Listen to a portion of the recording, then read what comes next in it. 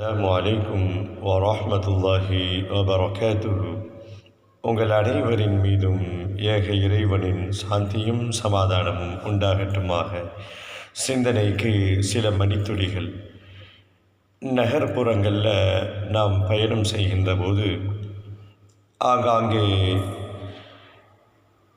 நம்முடைய வேகத்தை குறைக்கிற மாதிரி சாலைக்கு நடுவே சில வார்த்தைகள் எழுதி விளம்பர பதாகைகள் வைத்திருப்பார்கள். எல்லோரும் பார்த்திருப்போம். டேக் டைவர்ஷன், இங்கே வேலை நடந்து கொண்டிருக்கிறது, மாற்று பாதையிலே செல்லவும் என்று எழுதி வைத்திருப்பார்கள்.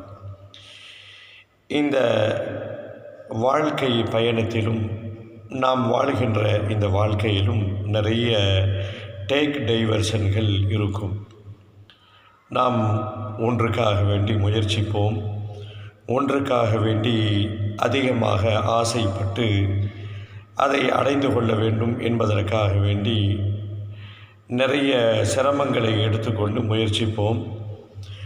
அது வேறு ஒரு பக்கம் திருப்பி அது நடக்காமல் போய்விடும். நாம் என்ன நினைப்போம், நினச்சது நடக்கலையே அப்படின்னு வருத்தப்படுவோம்.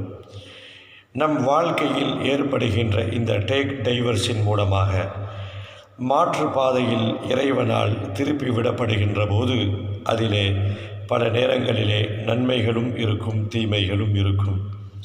இதுதான் குர்ஆன் நமக்கு கற்றுத்தருகின்ற பாடம்.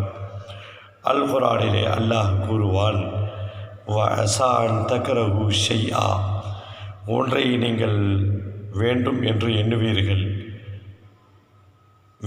ஒன்றை நீங்கள் வெறுப்பீர்கள், வஹுவ கைருல் லக்கும், அது உங்களுக்கு நன்மையாக இருக்கும். டேக் டைவர்ஷன் வேலை செய்கிறது. வஅஸா அன் துஹிப்பு ஷைஆ, ஒன்றை அடைந்து கொள்ள வேண்டும் என்று நீங்கள் பிரியப்படுவீர்கள், வஹுவ ஷர்ருல் லக்கும், அது உங்களுக்கு தீமைகளாக இருக்கும். டேக் டைவர்ஷன், நன்மையோ தீமையோ அல்லாஹ்வின் மீது ஆதரவு வைத்து களத்தில் இறங்குவோம். வாழ்க்கை எனும் பயணத்தை சிறப்பாக கடப்போம். புரிந்து கொள்வதற்கு இறைவன் அருள் புரிவானாக.